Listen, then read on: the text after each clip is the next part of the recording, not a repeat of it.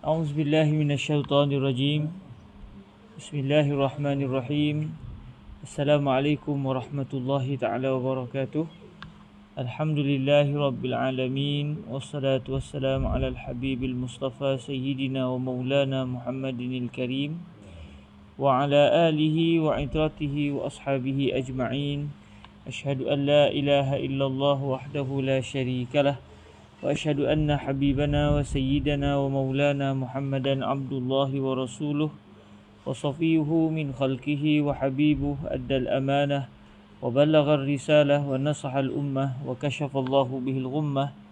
اللهم صل وسلم وزد وبارك على سيدنا ومولانا محمد وعلى آل سيدنا محمد، اللهم آمين. Amma ba'd. Alhamdulillah, kita sama-sama mengucapkan kesyukuran kepada Allah Subhanahu Wa Taala. Di atas keizinan daripada Allah Subhanahu Wa Taala, kita dapat lagi bertemu pada petang yang berbahagia ini untuk sama-sama kita meneruskan pembacaan kitab Qurratul Ain, huraian kepada matan Al-Waraqat karangan Imam Al-Haramain Al-Juwaini, yang semua sedia maklum Qurratul Ain merupakan kitab karangan Al-Imam Al-Hattab Al-Maliki, yang beliau telah datangkan kitab ini dalam usaha beliau menghurai syarah kepada matan Al-Waraqat beserta dengan syarah Al-Imam Al-Mahalli rahimahullahu subhanahu wa ta'ala. Moga-moga Allah subhanahu wa ta'ala memberikan kepada kita kefahaman di dalam memahami kitab yang barakah ini, dan semoga Allah Subhanahu Wa Taala terus memberikan kepada kita kebaikan biiznillah Subhanahu Wa Taala di dalam memahami matan Al-Waraqat karangan Imam Al-Haramain Al-Juwaini rahimahullahu subhanahu wa ta'ala. Para hadirin yang dirahmati Allah Subhanahu Wa Taala, sebelum ini kita telah pun mempelajari berkenaan dengan at-takhsis. Setelah kita mempelajari tentang al-am dan kita mengetahui juga tentang al-khas, kita telah pun meneliti tentang at-takhsis, iaitu sebarang fenomena apabila terdapat ayat Al-Quran ataupun hadis-hadis Rasulullah sallallahu alaihi wasallam yang menjadikan beberapa perbuatan tertentu itu mempunyai hukum yang khusus, sedangkan kalau diikut dari konsep al-am, perbuatan tersebut sepatutnya mempunyai hukum yang sama dengan perbuatan-perbuatan yang lain yang berada di dalam umum perbuatan am tersebut. Jadi proses pembezaan hukum itu atau proses mengecilkan skop itu dinamakan sebagai at-takhsis. Dan alhamdulillah kita telah pun meneliti sebelum ini bahawa takhsis terbahagi kepada dua, iaitu at-takhsis atau lebih tepat kita sebut al-mukhassis terbahagi kepada dua, dari dalil yang mengkhususkan atau yang mengeluarkan perbuatan-perbuatan tertentu daripada umum sesuatu dalil itu. Dalil-dalil yang mengkhususkan ini ada dua jenis, iaitu al-mukhassis al-muttasil dan juga al-mukhassis al-munfasil. Al-mukhassis al-muttasil telah pun kita tahu secara kasar sebelum ini, iaitu ada tiga. Muttasil, al-mukhassis al-muttasil ada tiga. Yang pertama al-istisna, contohnya qamal qaumu illa zaidan, semua orang telah berdiri melainkan Zaid. Jadi illa, melainkan, itu telah menjadikan Zaid dikeluarkan daripada umum hukum yang telah diberikan kepada orang ramai sebelumnya. Sebelumnya kita sebut qamal qaum, semua orang telah bangun, maka sepatutnya termasuklah Zaid, termasuklah Umar, termasuklah siapa sahaja, maknanya dia juga telah bangun. Tetapi apabila ada kalimah illa, kecuali Zaid, illa Zaidan, maka kalimah illa Zaidan itu akan menjadikan Zaid mempunyai hukum yang khusus, iaitu dia tidak berdiri, manakala selain daripada dia adalah berdiri. Jadi ini contoh kepada al-mukhassis al-muttasil. Contoh yang kedua ataupun mukhassis yang kedua iaitu asyart, pensyaratan. Contoh, akrim bani tamimin in ja'uka, muliakanlah semua keturunan Tamim. Semua keturunan Tamim, kamu hendaklah memuliakan mereka. In ja'uka, sekiranya mereka mendatangi kamu. Jadi in ja'uka, sekiranya mereka mendatangi kamu, itu telah menjadi satu syarat. Mensyarat kepada kemuliaan yang hendaklah kita berikan kepada keturunan Tamim adalah sekiranya mereka mendatangi kita. Jadi mana-mana zuriat Tamim, cucu cicit zuriat Tamim yang tidak mendatangi kita, maka berdasarkan ayat akrim bani tamimin in ja'uka, selain daripada bani Tamim yang tidak menemui kita, tidak bertemu dan tidak datang kepada kita, maka mereka tidak menjadi orang yang dimuliakan, yang tidak dituntut untuk dimuliakan. Jadi dengan adanya pensyaratan ini, maka berlakulah pengecualian ataupun pengecilan skop kepada umum hukum sebelum ini, iaitu memuliakan semua cucu cicit zuriat Tamim. Dan yang ketiga, al-mukhassis al-muttasil, yang ketiga adalah at-taqyidu bis-sifah, sebarang ikatan dengan menyatakan sifat. Maknanya sebarang ayat yang diikat, ayat yang diikat dengan sifat, maka ini menjadikan hukum hanya dikhususkan kepada yang memiliki sifat tersebut. Contoh yang telah didatangkan sebelum ini adalah akrim bani tamiminil fuqaha, muliakanlah zuriat Tamim yang mana mereka adalah fuqaha, yang mereka bercirikan ciri-ciri seorang fuqaha. Jadi mana-mana Banu Tamim yang fuqaha, yang termasuk dalam golongan yang faqih dalam ilmu fiqh, yang hebat dalam ilmu fiqh, mereka sajalah yang dimuliakan. Tetapi kalau mereka bukan daripada golongan fuqaha, walaupun daripada keturunan Tamim, ayat akrim bani Tamim minil fuqaha akan menyebabkan keturunan Tamim yang bukan fuqaha tidak perlu untuk dimuliakan.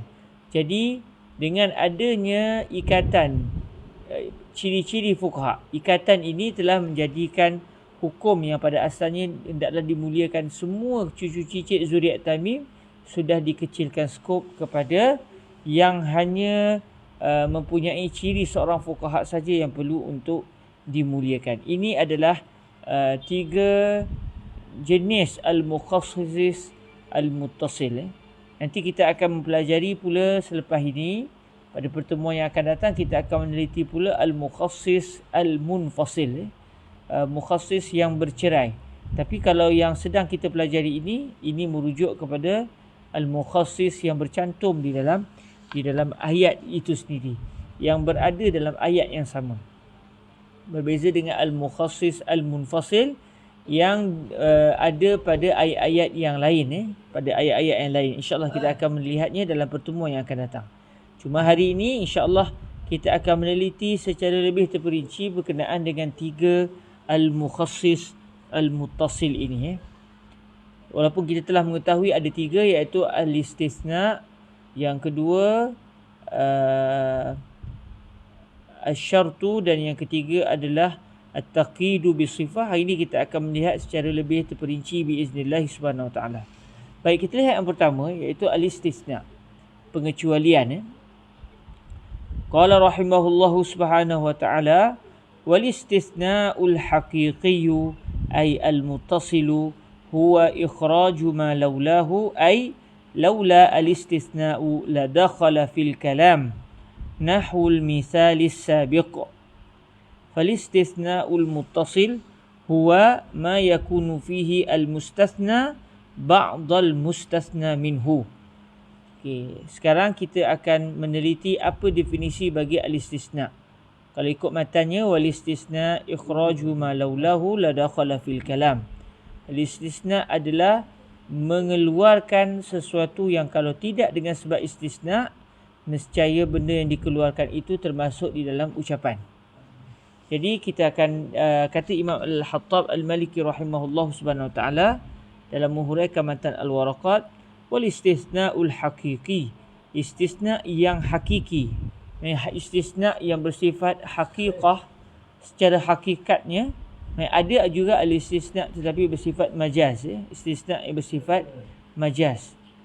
Istisna al-haqiqi, istisna secara hakikatnya adalah al-muttasil, al-muttasil, iaitu istisna yang dipanggil sebagai al-istisna'u al-muttasil.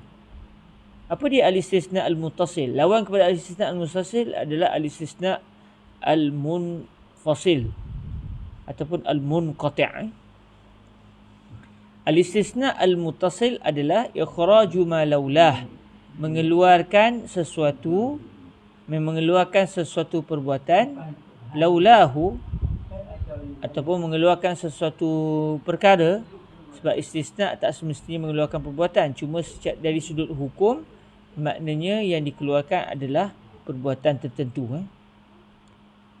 ataupun mungkin juga individu tertentu dikeluarkan daripada diikat dengan hukum, mengeluarkan sesuatu yang kalaulah tidak kerana dia, maksudnya laula al-istisna, iaitu kalaulah tidak kerana al-istisna, tidak ada kalimah illa, yang kalau dalam bahasa Melayu kita kata kecuali. Kalau tidak kerana kalimah illa, la dakhala fil kalam, nescaya yang dikeluarkan itu, la dakhala la dakhala al-mukhraju, la dakhala maksudnya la dakhala al-mukhraj fil kalam, nescaya yang dikeluarkan itu akan masuk di dalam ucapan. Nescaya yang dikeluarkan akan masuk di dalam ucapan. Kalau tidak kerana al-istisna, nescaya yang dikeluarkan itu tidak dikeluarkan, sebaliknya masih berada dalam ucapan. Nahwul misalis sabiq, seperti contoh-contoh yang telah lepas, seperti contoh-contoh yang telah lepas. Kalau kita tengok dalam kitab Al-Mahalli, Imam Mahalli kata nahwu ma ja'al qaumu illa zaida. Contohnya ma ja'al qaumu illa zaida.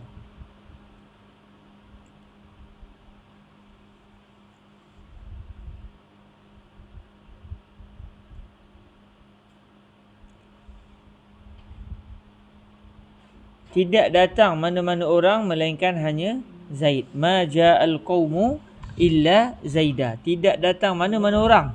Kita telah menafikan tak ada orang langsung. Kita kata tak ada orang langsung yang datang. Kita menafikan kedatangan mana-mana orang. Kemudian kita datangkan pula selepas tu illa zaidat, kecuali Zaid. Maka ketika itu kita nak bagi tahu Zaid telah datang. Jadi kalaulah tidak kerana kalimah illa zaida, nescaya Zaid juga akan sama dengan orang-orang yang lain yang mempunyai hukum, iaitu tidak datang. Zaid pun tak datang, Ahmad pun tak datang, Ali pun tak datang, Muhammad pun tak datang, Fatimah pun tak datang. Semua tak datang. Kalau ikut asal lah, ma ja'al qaum, tidak datang mana-mana orang. Kemudian didatangkan pula selepas itu ucapan illa zaida, kecuali Zaid. Apabila ada saja illa zaida, melainkan Zaid, maka ketika itu hukum kepada Zaid telah dikeluarkan daripada umum hukum sebelum ini. Hukum sebelum ini iaitu ketiadaan datang. Ketiadaan datang itu telah menjadi hukum kepada semua individu. Maksudnya kita nak beritahu semua individu tak datang. Tapi bila sebut saja illa zaida, dalam kitab asal ja'al qaumu illa zaida, maafkan saya. Asal kitab ja'al qaumu illa zaida. Semua orang telah datang melainkan Zaid. Maafkan saya. Ini contoh kalau ikut dalam kitab asal Imam Mahalli disebut ja'al qaum. Saya tertambah sikit tadi. Saya sebut ma ja'al qaum. Tak ada siapa yang datang. Jadi kita balik semula kepada contoh Imam Al-Mahalli. Imam Mahalli kata ja'al qaumu illa zaida. Semua orang telah datang melainkan Zaid.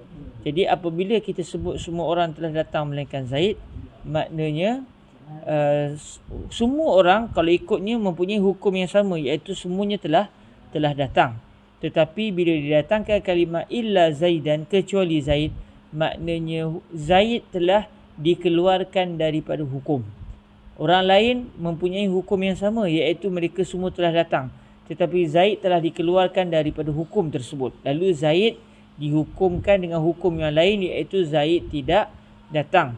sedangkan yang lain daripada Zaid mereka telah datang. Jadi ini adalah apa yang berlaku kepada al-istisna al-muttasil. Istisna muttasil hukumnya adalah kalau tidak kerana al-istisna, nescaya yang dikeluarkan akan masuk juga di dalam hukum.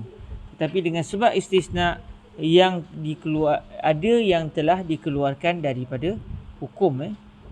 Contoh macam tadi, ja'al qaum illa zaida. Kalaulah tidak kerana kalimah illa zaida, nescaya kita akan mengatakan Zaid juga telah datang, kerana hukum sebelum ini disebut ja'al qaum, semua orang telah datang. Apabila kita sebut semua orang telah datang, kalau tidak kerana illa Zaid, nescaya kita kata Zaid juga telah datang. Tetapi apabila didatangkan al-istisna, maka ketika itu kita menyatakan Zaid telah dikeluarkan daripada umum hukum ini, iaitu Zaid dihukum sebagai orang yang tidak hadir dalam pertemuan tersebut. Jadi kata Imam Al-Hattab Al-Maliki, fal-istisna'ul muttasil huwa ma yakunu fihi al-mustasna ba'dal mustasna minhu. Jadi apa dia al-istisna al-muttasil? Iaitu al-istisna yang al-hakiki, istisna yang betul-betul dianggap sebagai al-istisna. Al-istisna al-muttasil, istisna yang bercantum, adalah ma yakunu fihi al-mustasna ba'dal mustasna minhu.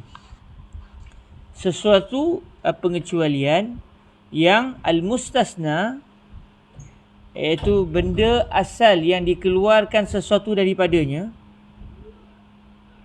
Al-mustasna iaitu benda yang dikeluarkan. Maafkan saya. Istisna al-muttasil adalah sebarang pengecualian yang benda yang dikecualikan, benda yang dikeluarkan di dalam pengecualian tersebut adalah merupakan sebahagian daripada benda yang daripadanya lah dikeluarkan sesuatu, ataupun kita kata al-mustasna minhu. Jadi di sini ada dua istilah, iaitu al-mustasna dan juga al-mustasna minhu. Al-mustasna, benda yang dikeluarkan. Al-mustasna minhu, kalimah asal yang daripadanya lah dikeluarkan sesuatu. Jadi contoh ayat kita sebelum ni, ja'al qawmu illa zaida. Semua orang telah datang melainkan Zaid. Jadi ketika ini yang menjadi mustasna minhu adalah kalimah al-qawm. Semua orang telah datang. Kerana kalimah qaum adalah, ataupun kita rujuk semua orang. Kaum ni kita boleh kata satu kaum, semua kaum telah datang. Itu semua orang dalam kumpulan tersebut telah datang. Jadi kalimah al-qaum merupakan al-mustasna minhu. Daripada kalimah al-qaum lah nanti akan ada yang dikeluarkan. Kemudian illa zaida, siapa mustasna? Iaitu kalimah Zaid. Zaid adalah mustasna. Zaid adalah orang yang dikeluarkan. Mustasna iaitu Zaid telah dikeluarkan daripada kalimah al-qaum. Jadi kalimah mustasna dikeluarkan daripada mustasna minhu. Jadi ini istilah yang kita biasa akan jumpa dalam mana-mana kitab, iaitu kalimah mustasna dan juga mustasna minhu. Jadi kalau orang katanya apa dia mustasna? Iaitu objek ataupun individu yang dikeluarkan.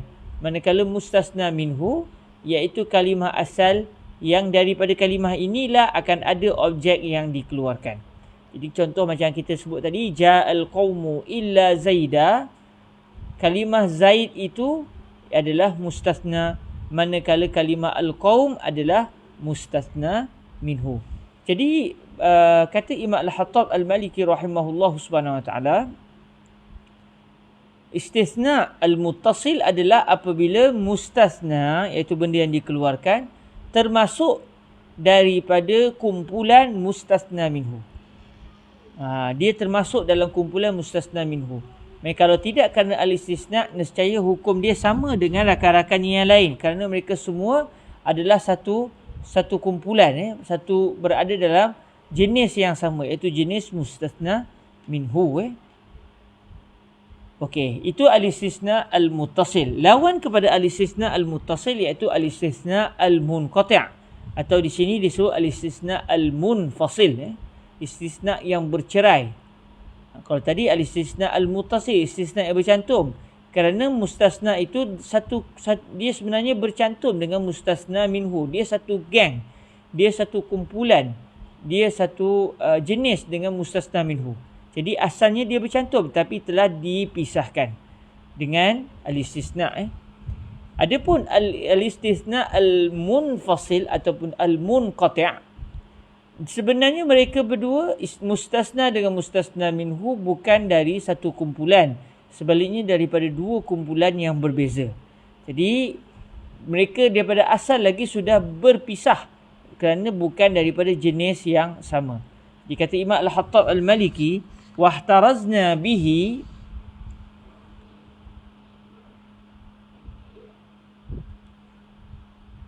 jadi wahtarazna bihi, kita telah menjaga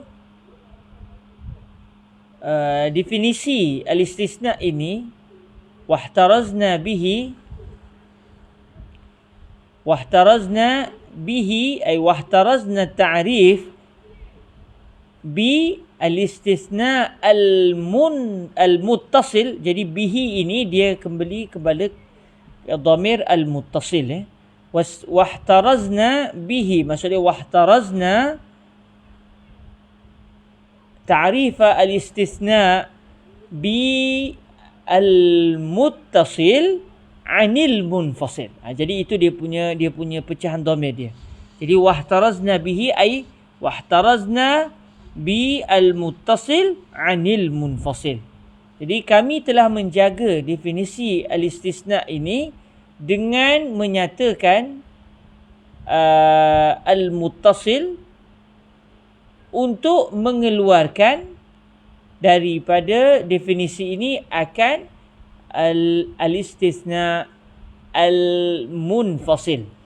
Kami telah menjaga definisi al-istisna dengan menyatakan bahawa definisi ini adalah definisi al-muttasil, al-istisna al-muttasil daripada al-istisna al-munfasil. Kerana al-istisna al-munfasil dia tidak termasuk dalam definisi al-istisna yang didatangkan oleh Imam Al-Haramain Al-Juwaini. Imam Haramain sebut wal istisna'u ikhraju ma laulahu la dakhala fil kalam.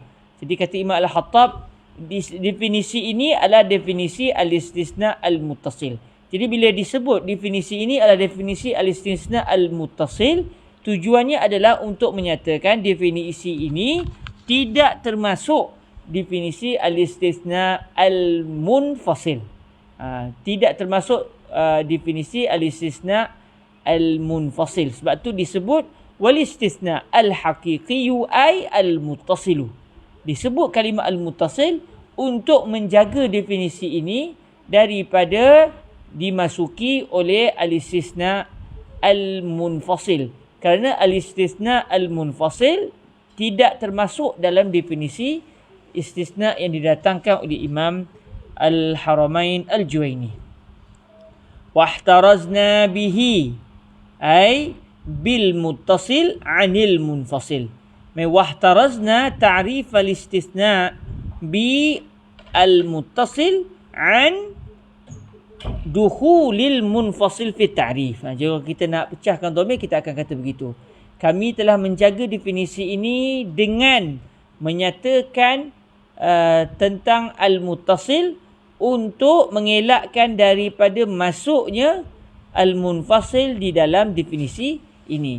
Jadi definisi al-istisna al-munfasil tidak akan sama dengan definisi al-istisna al-muttasil. Jadi definisi yang didatangkan oleh Imam Al-Haramain yang berbunyi ikhraju ma laulahu la dakhala fil kalam, ini adalah definisi bagi al-istisna al-muttasil. Adapun al-istisna al-munfasil, kata Imam Al-Hattab, wa huwa ma la yakunu fihi al-mustasna ba'd al-mustasna minhu. Istisna al-munfasil ni apa dia pula? Iaitu apa sahaja yang mustasna di dalam pengecualian tersebut, di dalam al-istisna tersebut, mustasna bukanlah sebahagian daripada al-mustasna minhu. Jadi mustasna tidak termasuk di dalam al-mustasna minhu. Jadi beza di antara al-istisna al-muttasil dengan al-istisna al-munfasil adalah al-istisna al-muttasil, al-mustasna termasuk di dalam al-mustasna minhu. Tetapi al-istisna al-munfasil, mustasna yang ada dalam al-istisna al-munfasil tidak termasuk di dalam kategori al-mustasna minhu. Jadi di sinilah beza di antara al-istisna al-muttasil dengan al-istisna al-munfasil.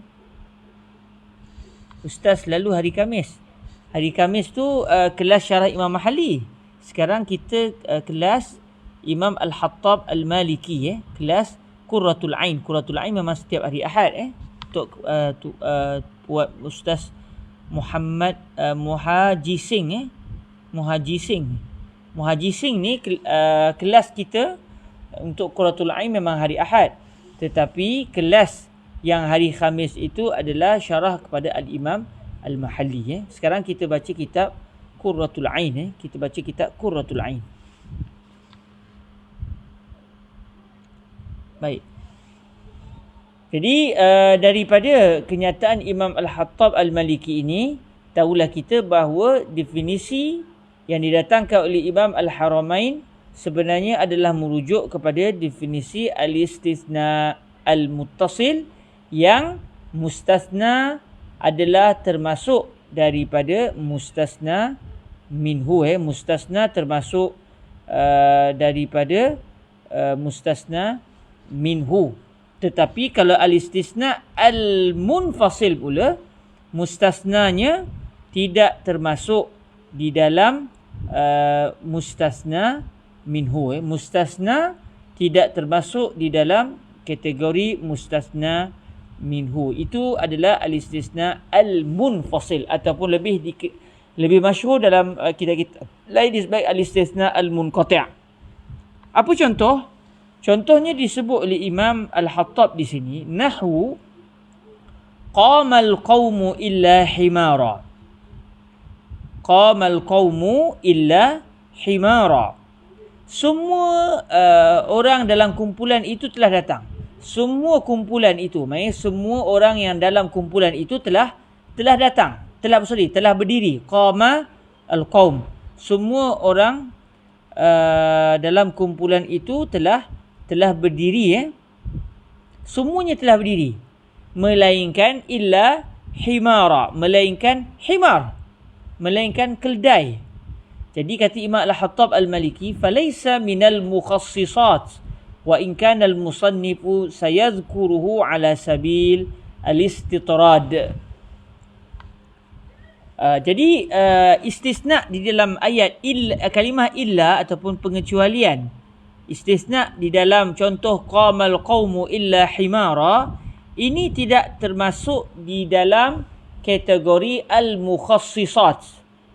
Dia tidak termasuk di dalam kategori dalil-dalil yang telah mengecilkan skop umum.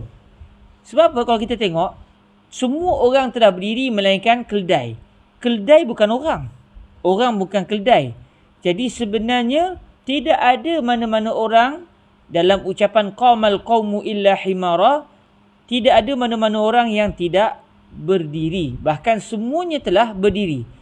Bila sebut qamal qaum, semua orang telah berdiri, semua orang dalam kumpulan itu telah berdiri, maknanya tidak ada pun yang tidak berdiri. Semuanya berdiri, tak ada yang duduk. Kemudian disebut melainkan keldai. Keldai tidak berdiri, keldai duduk. Cumanya walaupun disebut di sini kecuali keldai, maknanya kita faham keldai adalah duduk, tetapi orang semuanya berdiri. Tetapi ada ke orang yang duduk? Tidak ada. Jadi sebenarnya tidak ada sebarang pengecualian di dalam ayat ini.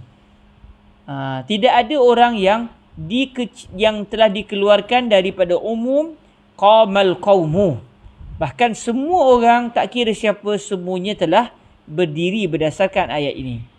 Adapun illa himara, kecuali keldai, walaupun seakan-akan menunjukkan keldai memang telah duduk, tidak berdiri, Tetapi keldai iaitu al-mustasna dalam contoh di sini, dia tidak termasuk di dalam kategori al-mustasna minhu iaitu kalimah al-qaum. Tidak termasuk dalam kategori al-qaum. Kerana himar iaitu keldai. Keldai dia bukan manusia. Orang ramai juga bukan keldai. Jadi apabila mustasna dengan mustasna minhu tidak sama, maka pengecualian yang didatangkan dalam ayat ini dinamakan al-istisna al-munfasil ataupun al-munqati'. Jadi al-istisna al-munqati' ataupun al-munfasil ini pada hakikatnya bukanlah mukhassisat, bukan termasuk daripada kategori al-mukhassisat. Dia bukan daripada kategori benda-benda yang telah mengecilkan skop al-am. Kerana pada hakikatnya tidak ada langsung orang yang dikeluarkan daripada hukum umum dalam ayat ini, iaitu berdirinya semua manusia, bahkan semua manusia adalah berdiri. Jadi qamal qaumu illa himara ini sebenarnya adalah merujuk kepada istisna al-munfasil, dan al-istisna al-munfasil dia bukan daripada kategori al-mukhassisat, walaupun nanti kata Imam Al-Hattab, walaupun al-musannif akan menyebutnya, iaitu Imam Al-Haramain sebentar nanti akan menyatakan tentang al-istisna al-munfasil ala sabil al-istitrad, atas dasar sebut sajalah.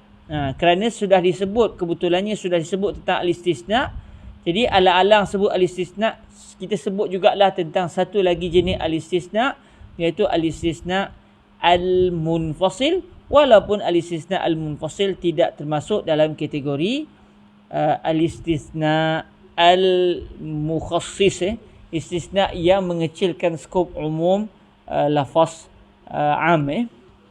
Jadi al-istitrad ini adalah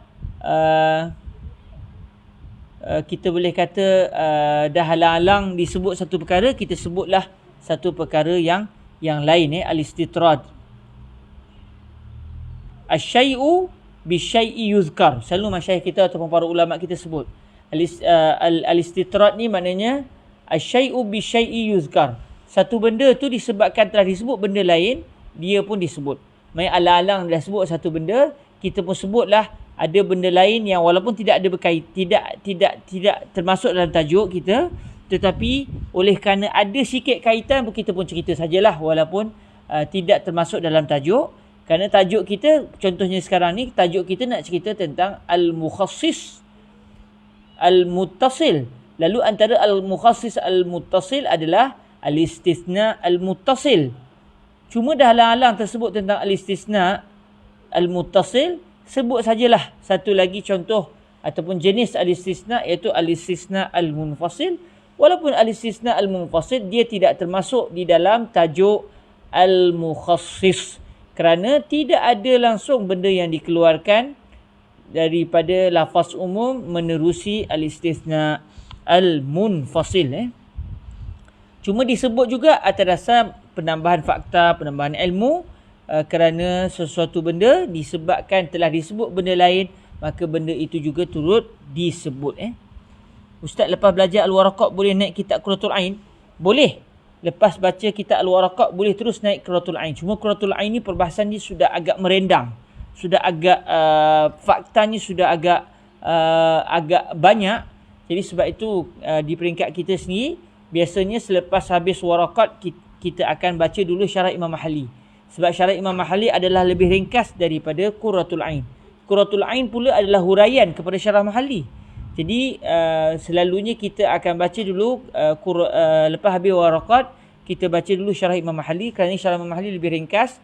Jadi perincian-perincian seperti yang sedang kita baca ini, itu tidak disebut dalam kitab syarah Al-Mahali. Kerana syarah Mahali ditulis untuk bagi mereka yang baru saja selesai matan Waraqat dan nak tahu lebih dalam sikit daripada matan Waraqat, tapi tidak terlalu dalam. Tapi kalau baca terus daripada Al-Waraqat, terus baca terus kitab Qurratul Ain boleh. Tetapi takut nanti orang yang baru saja mengetahui tentang Waraqat, dia terpaksa menerima fakta-fakta yang banyak. lalu menyebabkan mungkin dia akan rasa sukar, lalu mungkin menyebabkan hati dia patah dan tak nak belajar dah lepas tu. Jadi biasanya daripada mata warakat kita baca dulu kitab kita baca dulu syarah Imam Mahalli. Yang mana syarah Mahalli alhamdulillah bagi siapa yang dah selesai mata warakat boleh baca syarah Mahalli setiap hari Khamis. Adapun kitab Qurratul Ain ini dia selepas selesai baca syarah Imam Mahalli, kerana dia adalah huraian kepada syarah Mahalli. Jadi bila nama pun huraian, jadi kita akan mempelajari fakta-fakta yang agak lebih dalam, tetapi sesuailah bagi mereka yang telah mempelajari syarah Imam Mahalli sebelum ini.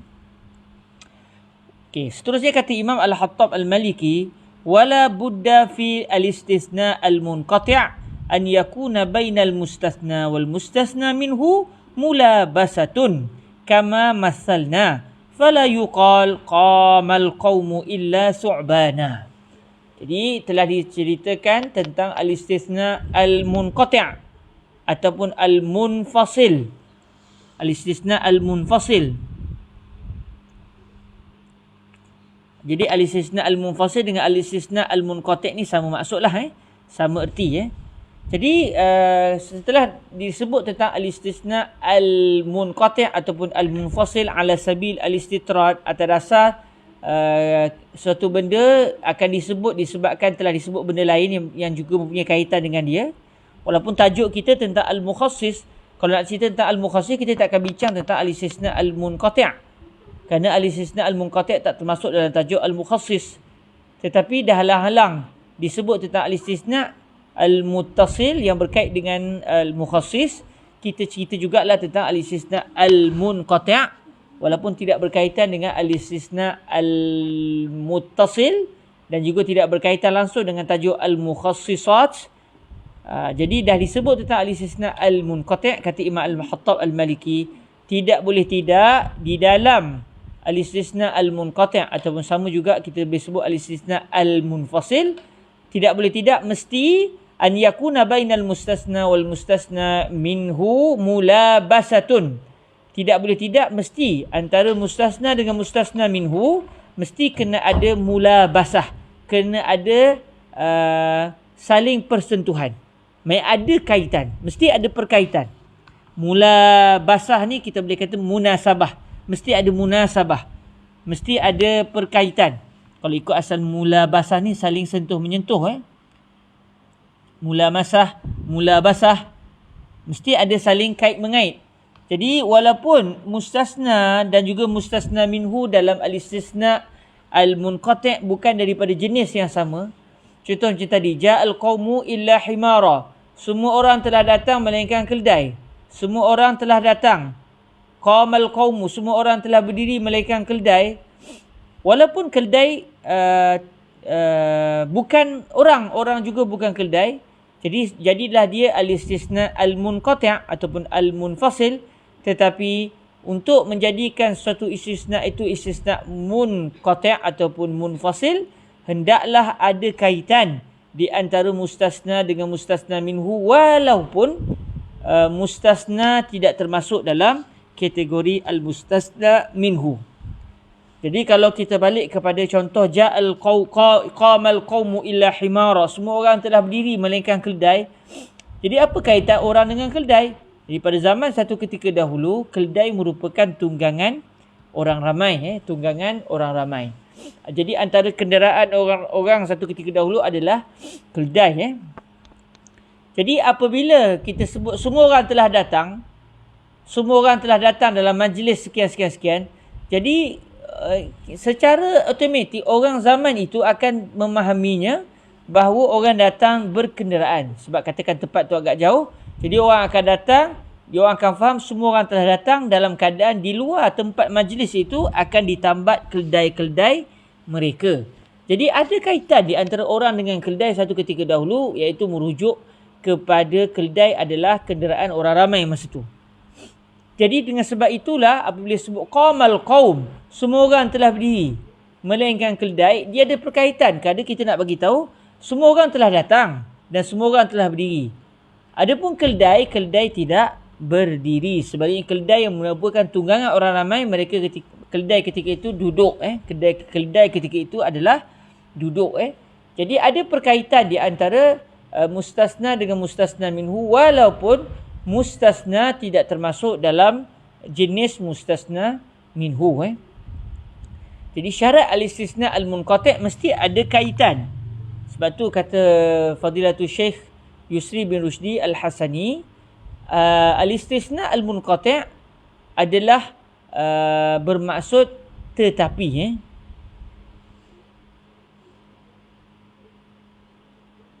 Istisna al-munqati' dia bukan lagi bermaksud kecuali, dia bermaksud tetapi.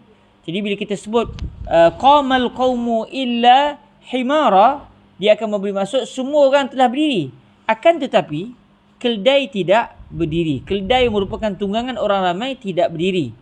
Itu dia punya maksud illa ketika itu. Walaupun illa kalau ikut bahasa Melayu kita akan bermaksud kecuali, tetapi oleh kerana tidak ada yang dikecualikan di dalam al-istisna al-munqati' ataupun al-istisna al-munfasil, maka ketika itu al-istisna ketika itu dia akan memberi maksud al-istidrak, iaitu bermaksud kecuali. Dia bukan maksud kecuali, dia bermaksud tetapi, bermaksud walakin.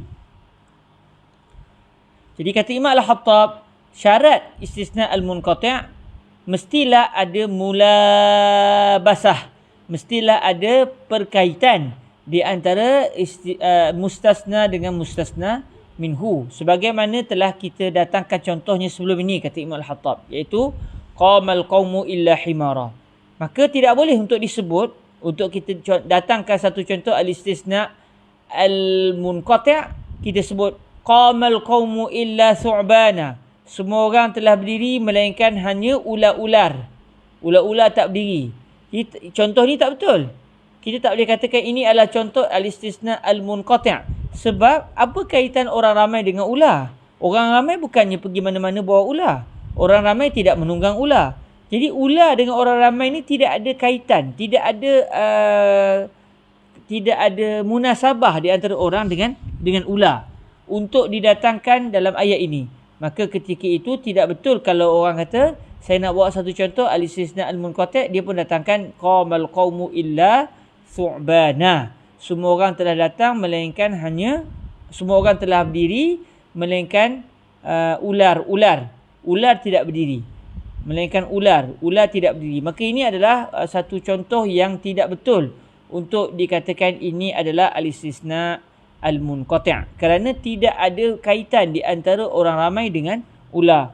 Berbeza dengan qamal qaumu illa himara, satu ketika dahulu semua orang telah datang melainkan semua orang telah berdiri melainkan keldai, sebab keldai merupakan tunggangan orang ramai satu ketika dahulu.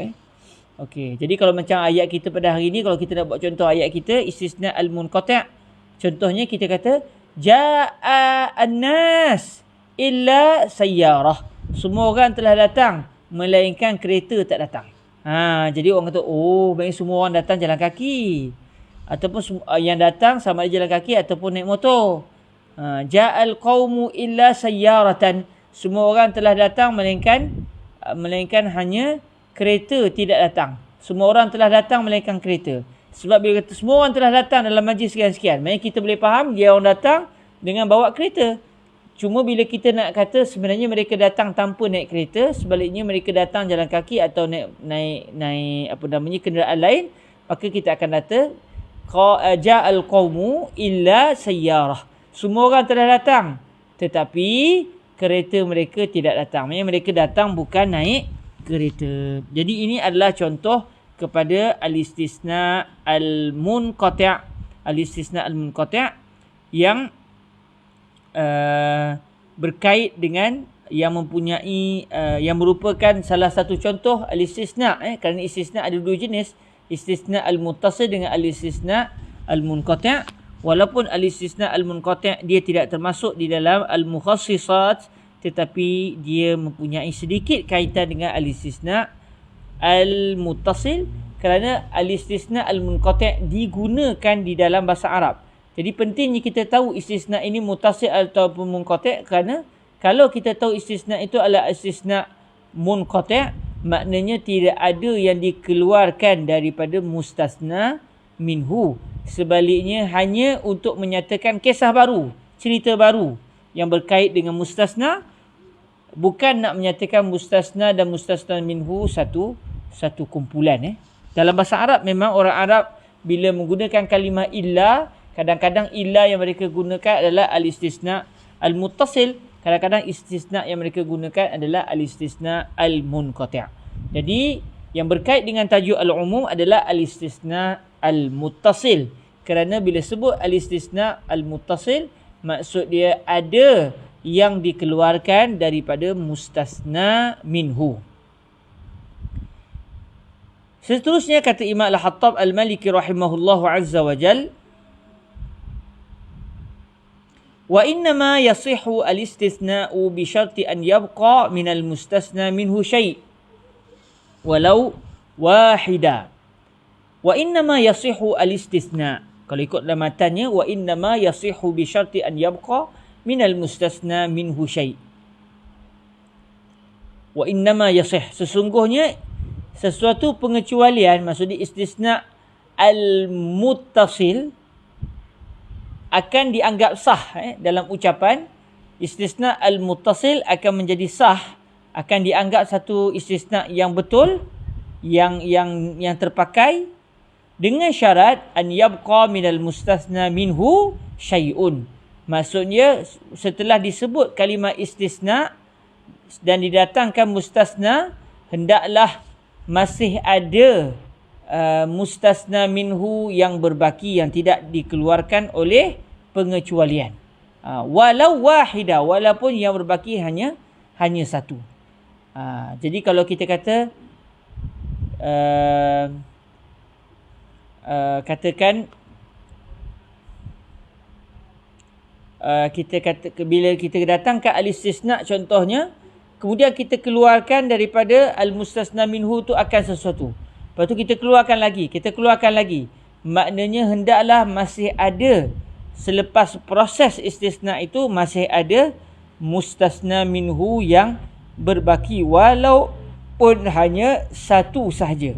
Jadi kalaulah istisna telah menyebabkan semua mustasna minhu telah dikeluarkan, maka ketika itu tidak sah istisna tersebut. Istisna tersebut tidak akan dianggap sebagai sah. Bila istisna tidak sah, maknanya tidak terpakai istisna dan juga mustasna. Tengok contoh di sini. Falau istaghraqal mustasna minhu lam yasih. Kalaulah istisna telah, falau istaghraqa al-istisna'u al-mustasna minhu. Maksudnya falau istaghraqal mustasna minhu, kalaulah istisna telah mengambil habis semua mustasna minhu, dia telah mengambil semua mustasna minhu, maka lam yasih, maka tidak sahlah al-istisna, tidak sahlah al-istisna. Wa kana laghwan, ay wa kana al-istisna hina idzin laghwa, maka istisna ketika itu akan dianggap tidak wujud, dia akan dianggap terbatal. Maknanya bila terbatal, ucapan illa dan juga mustasna yang didatangkan itu seakan-akan tidak wujud dalam ucapan. Apa contoh? Contohnya falau qal lahu alayya 'asharatun illa tis'atan sahha wa lazimahu wahidun. Kalaulah ini contoh nak katanya syarat istisna dalam ucapan seseorang Arab, dalam satu ucapan yang ada padanya al-istisna, hendaklah mustasna minhu itu berbaki walau sedikit selepas kedatangan al-istisna dan juga al-mustasna. Contohnya apabila seseorang sebut lahu alayya 'asharatun illa tis'atan sahha wa lazimahu wahidun. Kalaulah seseorang sebut orang itu berhak menerima daripada saya 10. Kita katalah RM10 contoh. Orang tersebut dia berhak mengambil daripada saya. Saya telah berhutang sebanyak RM10 daripada orang tersebut, melainkan RM9. Orang itu berhak mendapat daripada saya RM10, melainkan hanya RM9. Maknanya kita nak beritahu dia, dia berhak terima daripada saya RM10 melainkan RM9. RM9 dia tak berhak. Jadi apa maksud dia? Sahha. Istisna tadi dianggap telah benar. Istisna tadi sudah dianggap sah. Mai istisna itu berfungsi walazimahu wahidun. Lalu orang yang berhak mendapat duit daripada kita tadi tu, dia hanya dapat RM1 sahaja. Dia berhak menerima RM1 saja. Sebab saya sebut tadi contohnya lahu alayya 10. Dia berhak menerima daripada saya RM10 illa wahidan illa tis'atan, melainkan RM9. Maknanya dia berhak dapat RM10 melainkan RM9. RM9 dia tak berhak. Dia berhak dapat RM10 melainkan RM9. Bila sebut begitu maknanya kalau ikut asal ayat dia berhak dapat RM10 kecuali RM9. Maknanya tolak RM9. 10 tolak 9 dia akan jadi tinggal RM1. Bila tinggal RM1 maknanya masih ada mustasna minhu yang berbaki selepas kalimah illa tis'atan. Jadi oleh kerana masih ada mustasna minhu yang berbaki selepas istisna, maka istisna al-muttasil ini dianggap istisna yang sah, istisna yang betul cara gunanya dalam bahasa Arab. Walazimahu wahidun. Bila sah maknanya berfungsi. Bila berfungsi maka orang tadi contohnya dia berhak menerima RM1 sahaja daripada saya. Sebab saya kata orang itu berhak menerima daripada saya RM10 kecuali RM9. Jadi 10 tolak 9 tinggal 1. Jadi dia berhak dapat RM1. Tapi kalau saya guna pula istisna, tetapi istisna yang saya datangkan telah menyebabkan tidak ada langsung mustasna minhu yang berbaki, kerana saya telah mengeluarkan semua mustasna minhu dengan istisna yang saya datangkan, maka ketika itu istisna tersebut tidak sah. Maka bila istisna tidak sah, istisna dan mustasna yang saya datangkan itu seakan-akan tidak wujud. Jadi kalau saya contoh kata Imam Al-Hattab di sini, walau qala illa 'asharatan lam yasih wa lazimathul 'asharah. Jadi kalaulah orang tadi kata lahu alayya 'asharatun illa 'asharah, orang itu dia berhak tak terima daripada saya RM10 kecuali RM10. Kononnya 10 tolak 10 kosong lah. Kononnya dia tak berhak terima apa-apa saja daripada saya lah. Kononnya begitu. Tetapi dalam penggunaan bahasa Arab, istisna al-muttasil hendaklah tidak menghabiskan semua mustasna minhu. Kalau digunakan istisna al-muttasil tetapi menghabiskan semua mustasna minhu, maka istisna itu yang terbatal dan mustasna itu yang terbatal. Jadi yang berfungsi hanyalah mustasna minhu. Jadi bila saya kata lahu alayya 'asharatun illa 'asharatan, orang itu berhak terima daripada saya RM10 melainkan RM10 dia tak berhak terima. Jadi illa 'asharatan itu melainkan RM10, dia telah menghabiskan semua mustasna minhu. Sebab saya sebut orang itu berhak terima daripada saya RM10 melainkan RM10. Maknanya kalimah melainkan RM10 itu akan menghabiskan semua mustasna minhu yang disebut dalam ayat. Bila telah menyebabkan berakhir atau menghabiskan semua mustasna minhu, maka terbatallah istisna dan secara automatik terbatal jugalah mustasna yang disebut. Maknanya melainkan RM10 itu terbatal. Bila terbatal, ayat yang masih berfungsi adalah semata-mata lahu alayya 'asharatun. Lahu alayya 'asharatun. Orang tersebut berhak menerima daripada saya RM10. Maka itu saja yang berfungsi. Adapun kecuali RM10 itu tidak berfungsi, tidak wujud, seakan-akan tidak wujud. Maknanya bila tidak wujud, maka terbatallah ucapan illa 'asharah. Bila terbatal illa 'asharah, maka yang masih berfungsi adalah ucapan sebelumnya, sebelum istisna, iaitu orang tersebut berhak menerima daripada saya RM10. Jadi lam yasih, istisna al-muttasil yang didatangkan dalam contoh ini tidak sah, maksudnya tidak berfungsi, tidak diiktibar. Maka apa yang berlaku? Kesannya walazimathul 'asharah. Maka orang yang saya kata dia berhak terima daripada saya RM10 melainkan RM10, orang itu berhak menerima daripada saya RM10. Dia berhak menerima daripada saya RM10. Okey. Dia berhak menerima daripada saya RM10. Maksudnya kononnya orang tadi dia nak ucap orang tu tak berhak terima apa-apa saja pun daripada saya. Tapi dia nak buat ayat contoh secara konon-kononnya ada istisna. Orang itu berhak terima RM10 melainkan RM10.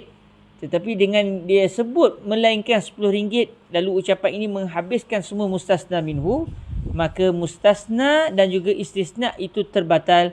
Maka yang berfungsi hanyalah ucapan sebelum kewujudan al-istisna.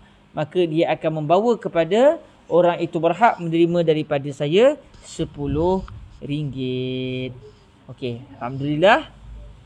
Oh, ada satu soalan. Macam mana ulama dapat kaedah usul fiqh, Ustaz? Sebab ada ustaz tak nak ikut usul fiqh, hanya rujuk hadis Quran. Sebenarnya usul fiqh ini adalah merupakan apa yang para ulama fahami daripada bahasa Arab. Yang pertamanya, maknanya kadang-kadang ilmu usul fiqh ini diambil terus daripada bahasa Arab. Diambil terus daripada bahasa Arab. Contoh macam sedang kita pelajari ini. Bila Al-Quran dan juga hadis itu turun dalam bahasa Arab, maka ada beberapa perbahasan bahasa Arab yang berkait khusus tentang hukum hakam. Iaitu kadang-kadang didatangkan pengecualian, kadang-kadang ada lafaz am, ada lafaz khas. Jadi kadang-kadang kaedah usul fiqh ini diambil daripada bahasa Arab, diambil daripada penggunaan orang Arab pada zaman baginda Rasul sallallahu alaihi wasallam. Lalu sebagaimana Al-Quran difahami pada zaman Nabi dengan cara begitu, hadis juga difahami dengan cara begitu, maknanya begitu jugalah kefahaman yang akan kita faham sampai bila-bila.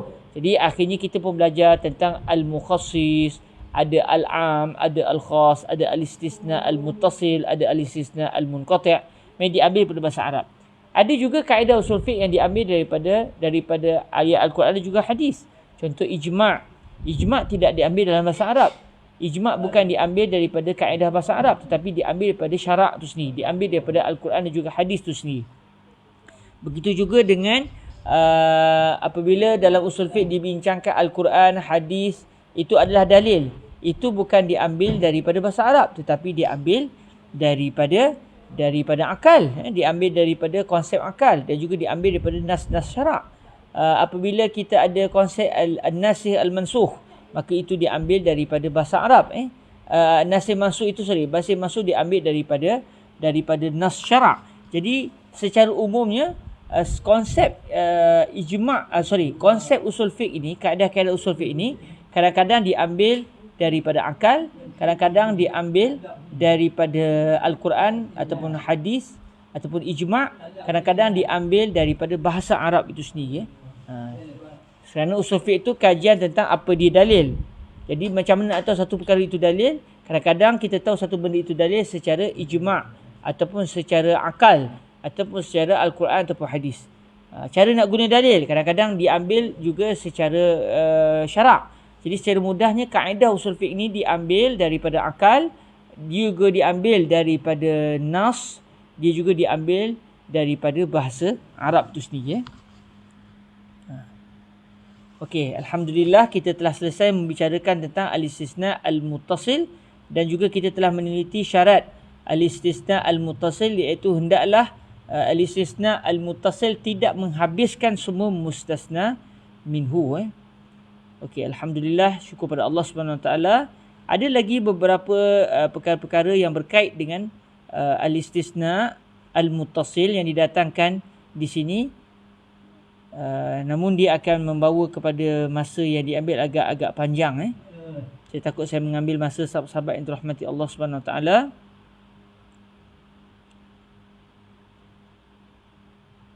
Jadi insya-Allah dalam pertemuan akan datang kita akan meneliti syarat yang seterusnya bagi al-istisna al-muttasil biiznillah Subhanahu Wa Taala. Kita akan meneliti syarat-syarat yang seterusnya bagi al-istisna al-muttasil dalam kelas pada hari Ahad depan biiznillah Subhanahu Wa Taala, insya-Allah Subhanahu Wa Taala. Baik, terima kasih saya ucapkan kepada semua yang telah bersama-sama dalam majlis pada hari ini. Moga-moga Allah Subhanahu Wa Taala memberikan kepada kita kefahaman. Kalau tuan-tuan tengok kita baca sikit. Kerana ilmu ini merupakan, pertama, ilmu usul fiqh ini satu ilmu yang baru bagi masyarakat kita. Dalam masa yang sama dia memerlukan kepada pemikiran, dia memerlukan kepada kefahaman yang baik.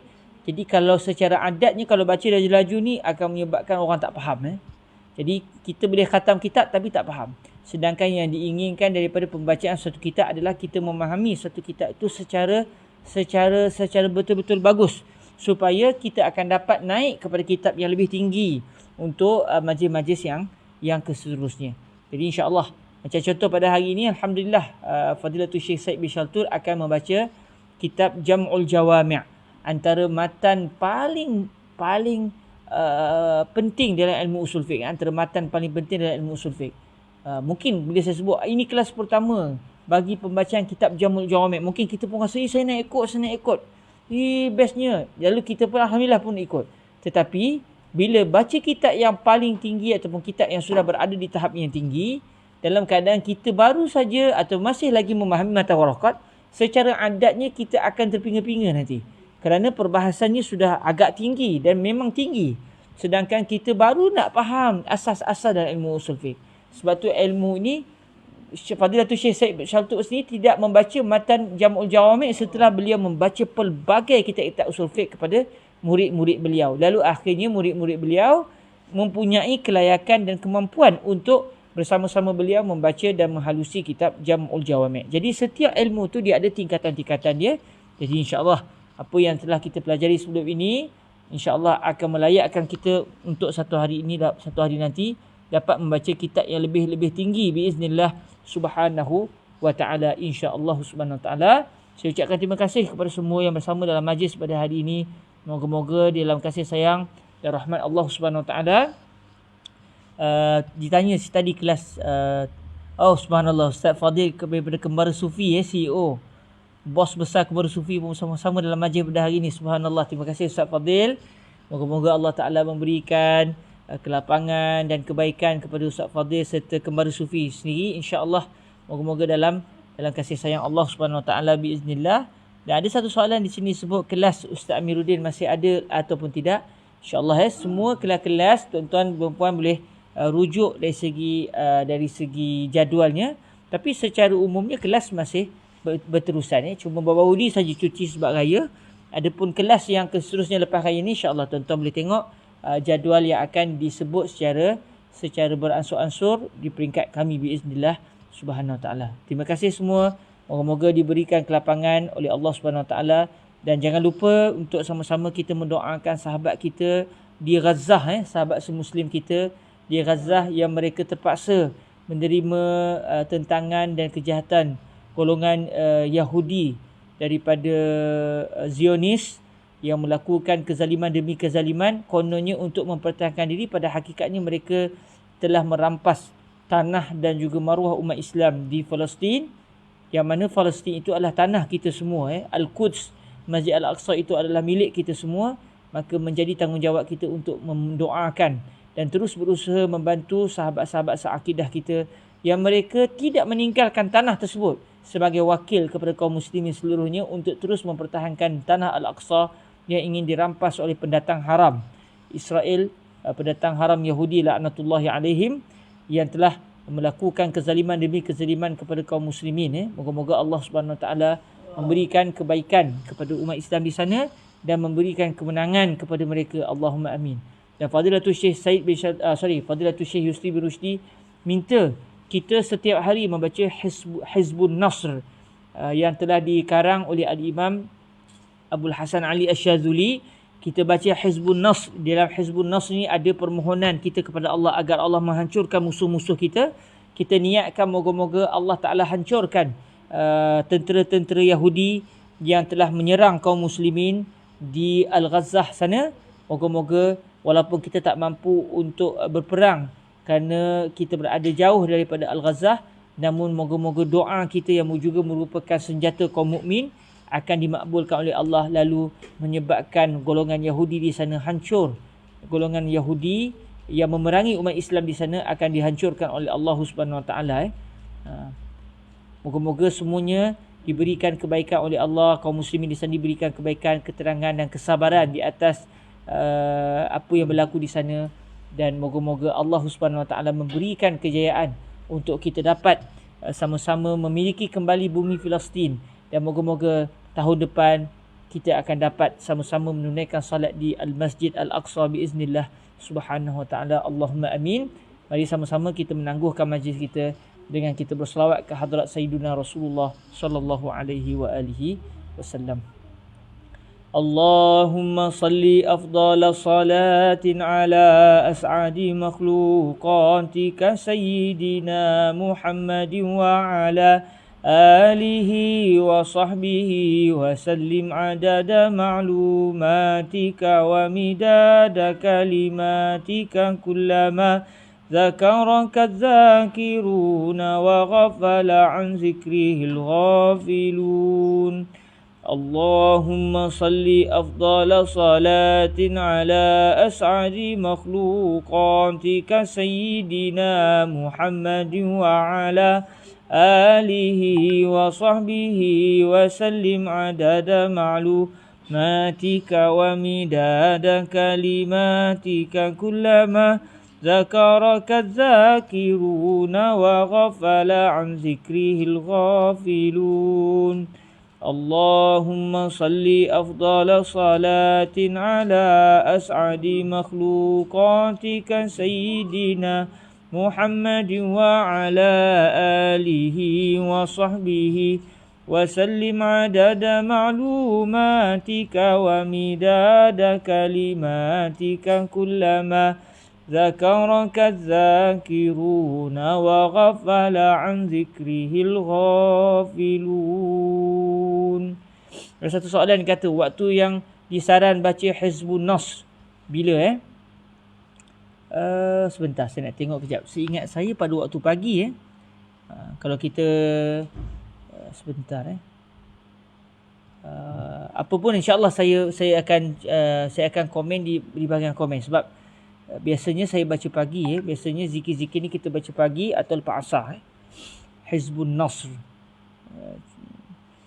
Cuma nak tengoknya kebetulannya tak ada bukunya di tangan saya untuk pastikan betul-betul waktunya. Cuma biasanya kita baca pagi maknanya lepas kita sembahyang subuh tu kita baca dan juga lepas asar. Fadilatul Syekh Yusri kata baca setiap hari baca. Untuk niat Allah Taala memberikan kekalahan kepada tentera-tentera Zionis Kita bukan benci bangsa kita bukan benci bangsa Yahudi sebab mereka adalah daripada Banu Israel, mereka daripada cucu cicit zuriat Nabi Allah Yaqub alaihi salam. Mereka daripada keturunan Nabi Allah Yaqub. Kalau betul lah mereka adalah keturunan Yahudi, mereka daripada keturunan Nabi Yaqub. Tetapi yang kita mohon moga mereka dihancurkan oleh Allah adalah golongan tentera dan mereka yang merancang untuk menghancurkan umat Islam. Sebab tu kalau kita tengok ada golongan Yahudi yang membantah apa yang dilakukan oleh golongan Zionis di Israel. Maknanya bukan semua Yahudi bersetuju dengan apa yang dibuat oleh kerajaan Zionis pada hari ini. Dan Fadilatul Syekh Yusri juga kalau ikut pendapat beliau tak setuju kita maki kalimah Israel, kita guna jahanam Israel dan sebagainya sebab Israel itu sebenarnya adalah nama yang mulia iaitu nama Nabi Allah Yaqub alaihi salam. Sebab Israel itu merujuk kepada nama Nabi Yaqub. Israel kalau ikut terjemahannya ke dalam bahasa Arab dia sama erti dengan Abdullah iaitu hamba Allah. Jadi Israel itu adalah nama yang mulia iaitu nama Nabi Yaqub. Bahkan umat Islam satu ketika dahulu mereka memberikan nama anak mereka dengan nama Israel. Ada salah seorang perawi hadis yang namanya Israel dan dia adalah orang Islam. Jadi yang kita tak setujunya adalah Zionis. Golongan rejim Yahudi yang telah melakukan kezaliman kepada umat Islam. Jadi kalau tuan-tuan nak mengambil saranan Fadilatul Syekh Yusri, yang pertama tuan-tuan boleh mengamalkan Hizbun Nasr setiap hari. Kalau rasa nak buat 2 hari silakan, pagi sekali, petang sekali. Kalau nak buat sekali, buat waktu pagi. Rasa pagi tak lepas, buat lepas asar. Rasa saya tak sempat, apa saja waktu. Yang penting kalau boleh setiap hari kita membacanya. Dan Hizbun Nasr tidak panjang tetapi dalam doa itu kita memohon moga Allah Ta'ala melumpuhkan senjata musuh kita, menghancur bilau, meluluh lantakkan musuh kita, iaitu golongan yang melakukan kejahatan kepada umat Islam yang berada di Palestin. Kita niatkan moga-moga Allah Subhanahu Wa Ta'ala mengabulkan doa kaum muslimin biiznillah semuanya. Allahumma amin. Dan saranan yang kedua Fadilatul Syekh Yusri iaitu kita tidak memaki atau menggunakan kalimah Israel dengan kalimah yang kesat. Kerana Israel itu adalah nama Nabi. Jadi seeloknya kita nak, kalau kita nak tujukan kejahatan tu, kita sebut Zionis, Yahudi, golongan Yahudi yang melampau dan sebagainya, ya silakan. Tapi kalimah Israel tu sebenarnya adalah kalimah yang mulia. Sebab tu mereka menamakan negara mereka dengan nama Israel. Sebab Israel tu memang nama yang mulia. Nama Nabi Allah Yaqub alaihi salam. Cuma hari ni bila kita hentam Israel, kita tak teringat pasal Nabi Yaqub tu. Kita maksudkan kita tak setuju dengan apa yang dibuat oleh rejim Zionis di sana. Tetapi kalau kita nak lebih beradab dengan Nabi-Nabi Allah Subhanahu Wa Taala, kita tidak menggunakan kalimah Israel dengan tujuan untuk kita menyatakan kemarahan kita. Kerana Israel itu sama seperti kalimah Saleh, sama dengan kalimah Nuh, sama dengan Ibrahim, Musa, Muhammad. Maksudnya nama-nama yang dimuliakan oleh Allah Subhanahu Wa Taala. Jadi tidak elok untuk kita menggunakan nama yang mulia itu dengan kita lapik ataupun kita sandarkan kemarahan kita. Jadi dua saranan Fadilatul Syekh Husni. Yang pertama, Hizbun Nasr setiap hari dengan niat menghancurkan rejim Zionis yang telah melakukan kejahatan kepada umat Islam di sana. Dan yang kedua, kita tidak menggunakan kalimah Israel untuk dinyatakan kemarahan kita. Kerana Israel itu nama yang mulia, kita guna kalimah rejim Zionis, golongan penindas, apa saja kalimah yang lain. Okey, jazakumullahu khairah. Saya belum ada sanad amalan Ustaz. Mohon ijazah izin Ustaz untuk amalkan. Sudah.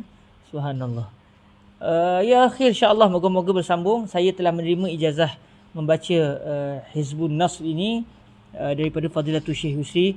Maka dan apabila beliau meminta kita membaca Hizbun Nasr, maknanya beliau juga telah mengizinkan kita untuk mengamalkan Hizbun Nasr biiznillah subhanahu wa ta'ala. Tetapi pesan beliau, Hizbun Nasr ini tidak boleh kita amalkan untuk kita niatkan Allah menghancurkan orang Islam. Walaupun orang Islam itu orang yang zalim. Maknanya kalau kita rasa kita telah ditindas oleh orang-orang Islam dan kita mohon supaya hajat kita ditunaikan oleh Allah, jangan dibaca Hizbun Nasr. Tapi kita baca Hizbul Bahr contohnya. Kita baca Hizbul Bahr, moga-moga niat kita, hak kita diambil, dapat kita terima semula.